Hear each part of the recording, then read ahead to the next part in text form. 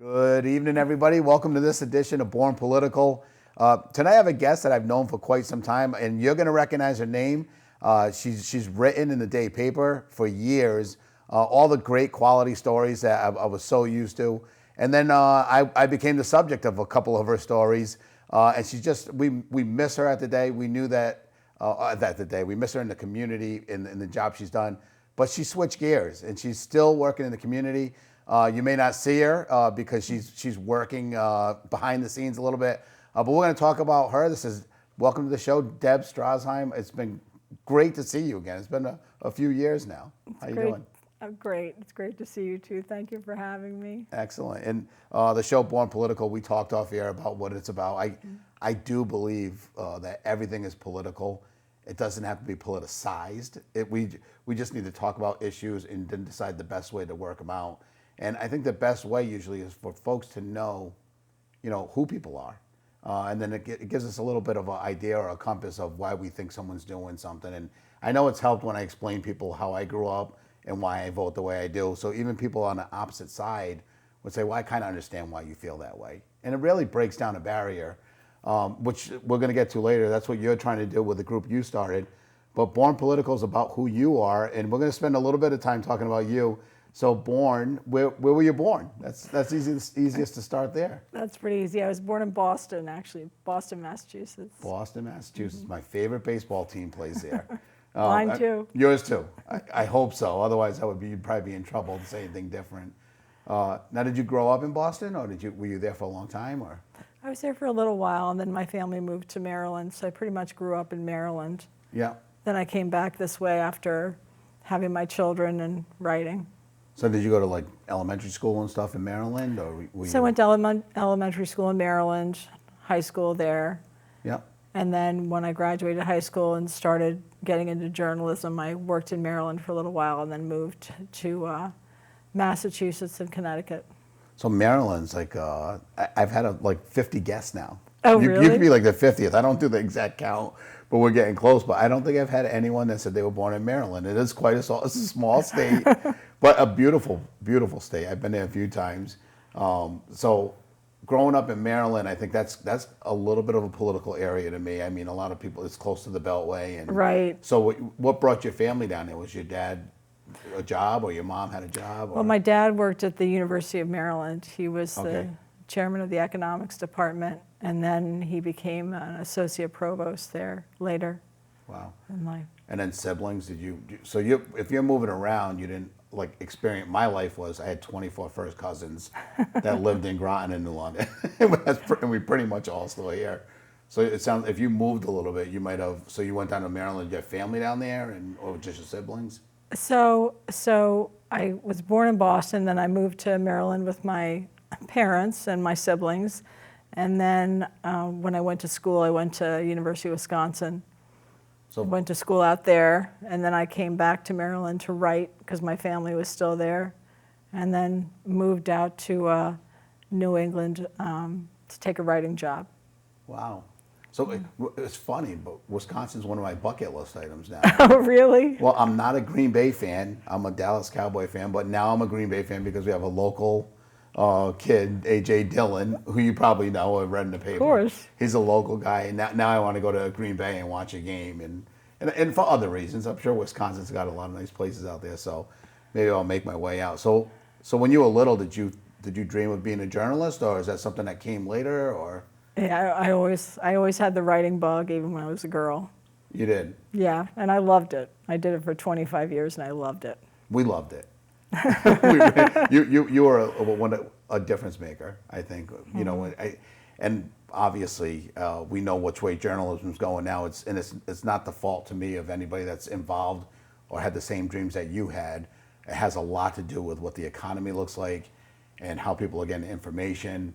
But even now, I see folks will share an entire article on Facebook, and we know that's the sin because it's somebody really worked hard to produce that, and their job is depending on it, that it gets read in the right manner. And most people don't understand that. But it's a challenge that I think, the challenge for you probably when you got involved was the competition of being able to get your name on a column or have your story published. And now it's more of, it's just morphed into competition with who's going to read the paper that day. It's just it's a totally different field from when I started. Yeah. When I started, I wrote on a typewriter. Yeah. So it's just very different. And it wasn't as instantaneous. There was more time to do more in-depth reporting, and I think that's harder to do right now because of the immediacy Yeah. and the demands of the news staff. Were you always were you always just a journalist, a general journalist, or did you start in the sports department, or was it always human interest stories? Because I feel like that's what I knew you as. Yeah, I started writing actually education first, then government, and then filling in, doing other different jobs, and I kind of ended up with something we loosely called the social evils beat, which was not an actual name, but if there was an issue, it just became more issue oriented. Yeah. And then later, I covered just a community. So I covered Groton, which I loved covering Groton. And I was a town councilor. And you were a town councilor at the time, so we got to know each other then, yeah. We did, and that's where I think through politics, I think that's where I gained a lot of respect for journalism and what they do, because if you read a paper, sometimes you're like, wow, that's really not how it happened, and you get to do that when you're in a meeting, and then see if someone got the gist of the meeting, or if they understood it, or if they're trying to write hyperbole to try to make it look like something else. And I think that happens a lot now. Yeah, it shouldn't be like that. You should never pick it up and say, this isn't what I meant at all. Yeah. There's what you say and what you mean, and they should be the same thing. When you read them, they should translate the same way. And I think that's hard to do. And again, not blaming people who do the job today, because sometimes they're also the person editing it and making sure. I still see I say older folks, the ones that are older than me and my mom and dad's age, that will say, I just can't believe the amount of misspellings or the this or the that. And I think we rely more on autocorrect than we do having a secondary person read it. That's just the nature of what it is these days. Yeah. So it's difficult. It's hard. It's a hard job. So writing for all those years, and we're gonna kind of morph into what you are doing today, because it is so important. Normally we'll talk for like 15 minutes. We're like, oh, I didn't get to talk about what I wanted to talk about. But what you're working on to me is so important. And I think because of what your career was, writing about the community, especially in those last few years, is really having a deep understanding of what could be possibly wrong with the community, and maybe you end up developing ideas of how to fix it. And your group, Unbreak It, which or organization, I think that's what it is at this point. If you get a chance, the website was very, very well done. I like the way it worked out, but to me, the importance is what's behind it, and what are we trying to accomplish, and what are we going to do? And as a legislator, we really try to tackle this issue, but really we got to get to the nuts and bolts of how to fix it. And I think that's what you're trying to do. Yeah. So the idea that I had for Unbreak It was that I wanted to create a platform for people with mental health issues in Connecticut to be heard. Yeah. I wanted to give them an opportunity to describe what's happening when they seek help, to organize, and to advocate for change. So it's really to give them a political voice. Yeah. And so Unbreak It started, we all have our reasons, but Tammy and I started Community Speaks Out because my son was addicted. And it's unfortunate, because I wish we got involved before that. Yeah. But human, it's in us we're not driven to anything unless we're kicked. Yeah. And it's unfortunate, like I said, because I think if everyone kind of showed up at these meetings, even if they didn't have the problems, like we're going through it's a crisis in our country with the drug addiction, and we still will get 20 or 30 people at a meeting once a month. When you see what's happening in our community, there should be 130 people there, or 230 people. And right. And the mental health, to me, is even, although they're very tied in together, they are separate. Some of the issues are separate, but a lot of times the mental health and drugs go hand in hand, because people will self-medicate because they're not getting the treatment they need. So is there a reason that you started it, or is it something that it could be cumulative? I mean, all the writing and everything. So I think it's both. So yeah. I think it's both. For me, For me, I made the transition from journalism to clinical social work. And when I became a social worker and I started to talk to people who are trying to get assistance, then I really saw the struggles they were going through, not just the mental health struggles, but also the struggle to get assistance. Yeah. And we've spent a lot of effort and energy trying to encourage people to ask for help, but it's got to be there when you ask for it. And the problem is, it is not. And so I thought, you know, there's a voice for providers, and there's a lot of conversation with providers. How should we fix the system? How can we make it easier for you? But there's not enough attention paid to the people who are living this every day. Yeah. And those are the people that are trying to get the care, who are getting the care, or who have received it. And where is their voice? And I really wanted them to be heard.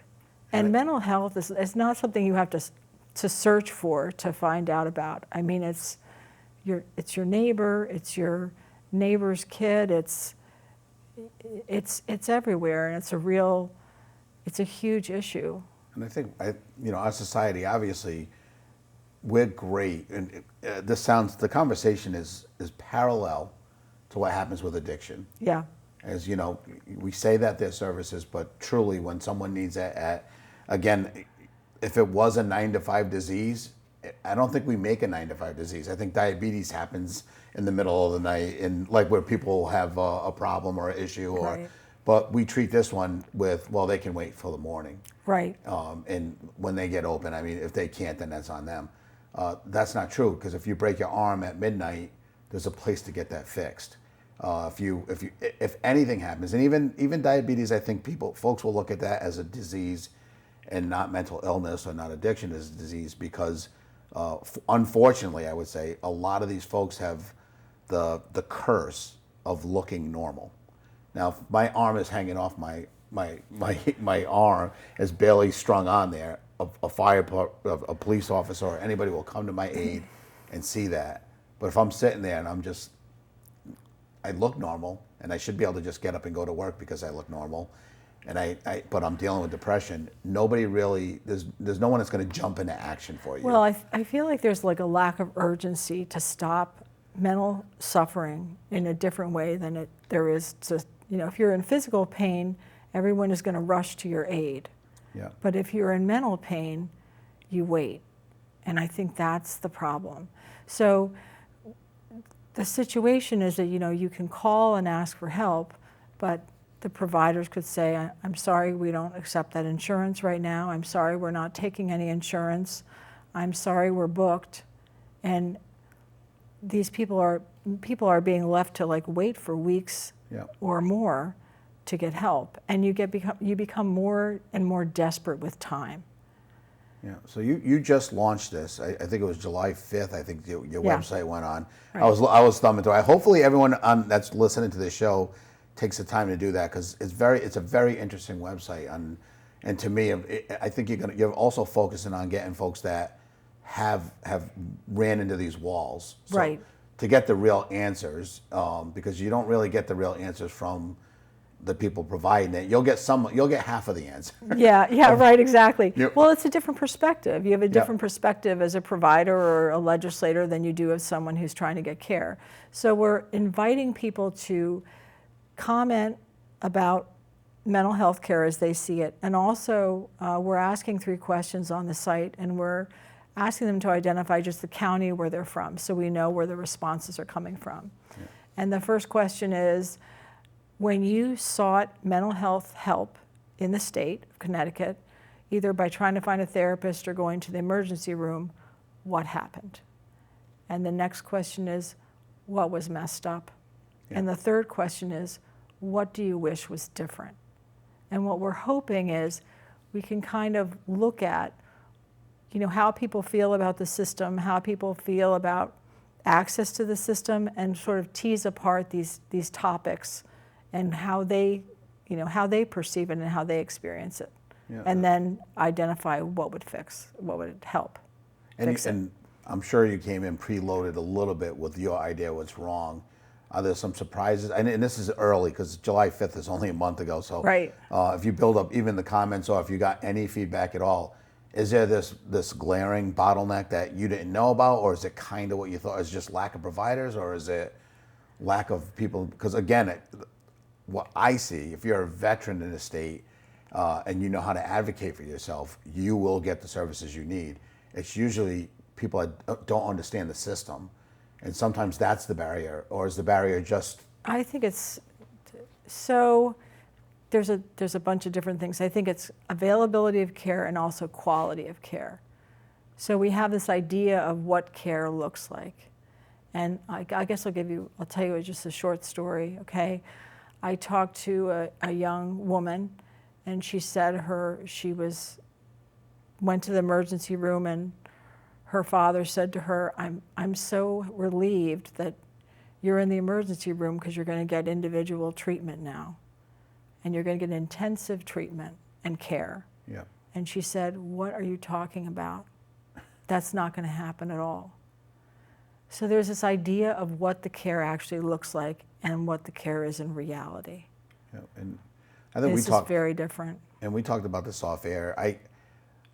I really think that I don't think human beings have lost our compassion, and I don't know if it's greed or I don't know what really drives it, but there was a decision made 100 years ago. We talked about it, but someone decided that they were going to build a facility called the Norwich State Hospital 120 years ago, or whenever they did it, and in the sanitarium they did it at Harkness, and we think those are, I think if you live in this area, you think of this Norwich State Hospital as the biggest mental health institution ever, and really it was just one institution in one part in our state, and they were relatively common in other states and throughout our country.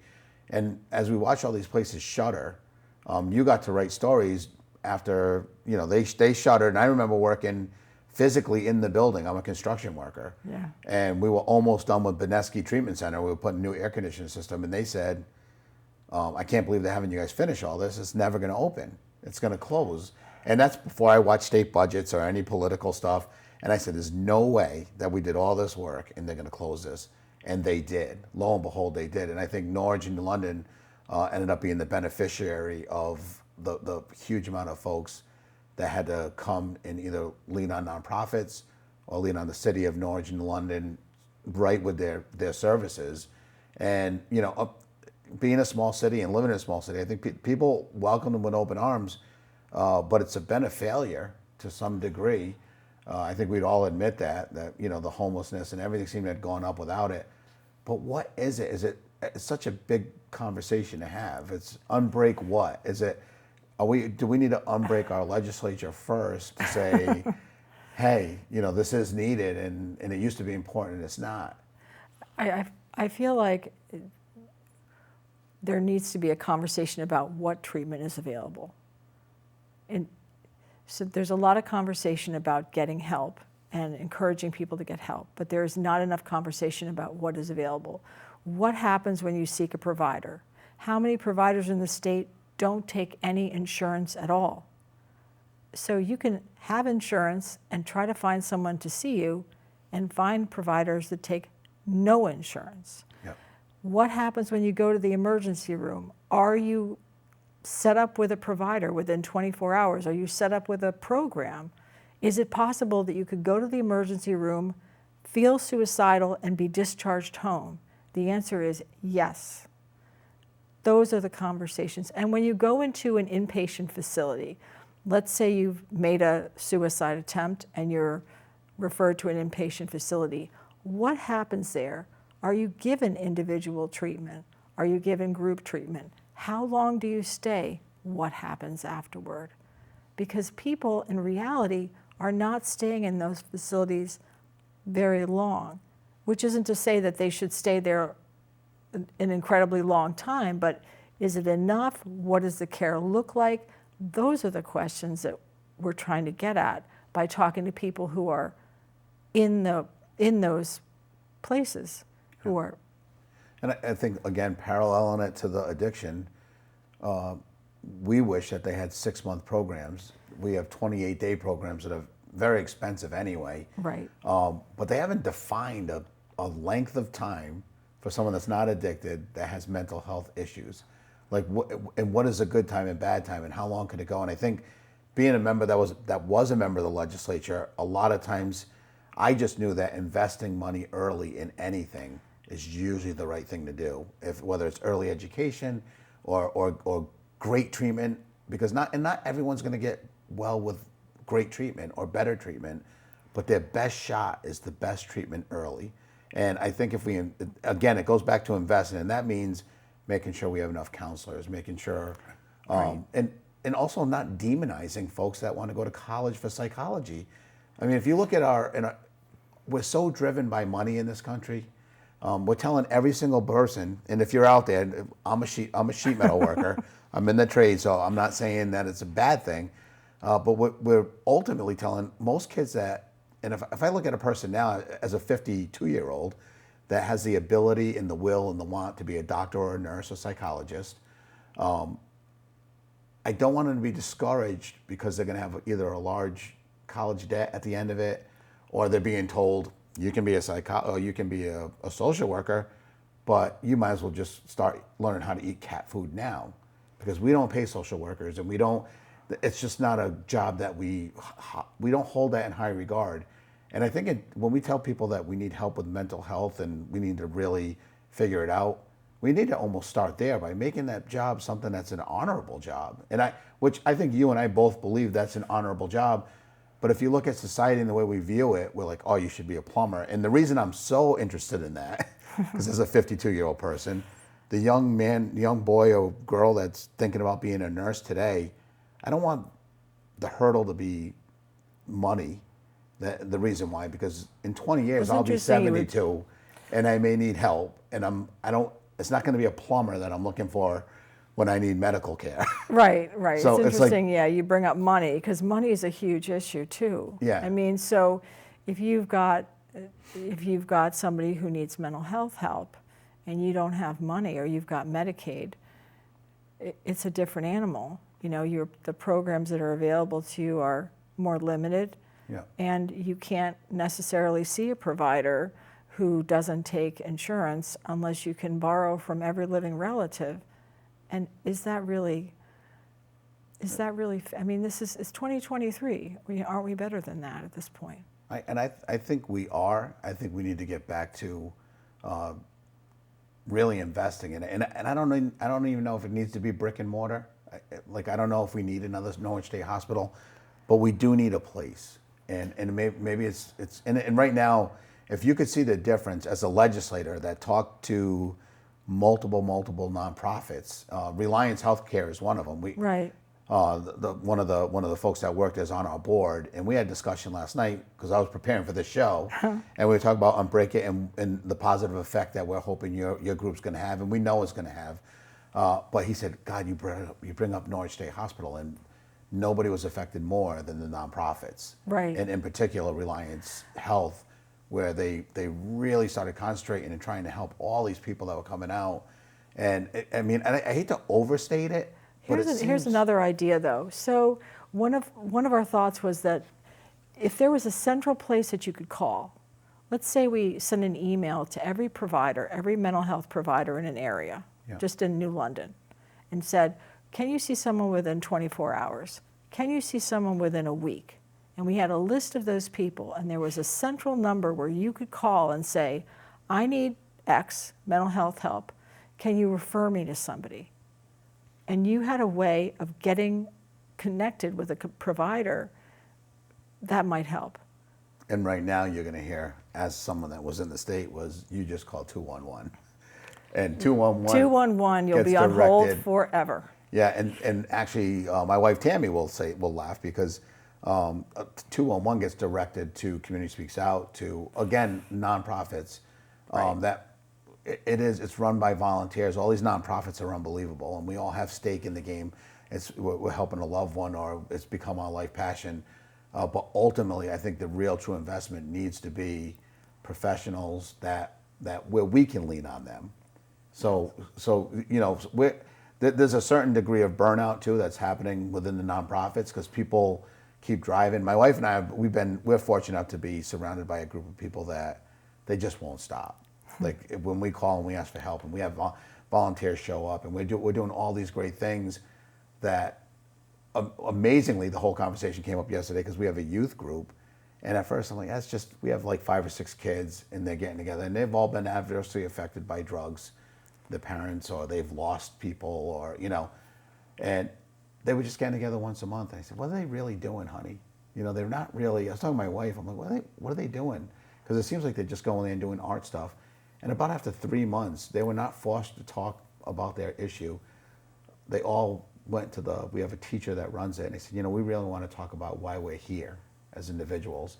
One of the young people in the group unfortunately lost their parent since we started the group this last year, and it was recent. But the group said, you know, we want to meet emergency type wise and support this kid. And they're not getting the support at school. And unfortunately, what I see in our society is these kids that are going through the most are absolute targets in school of bullying.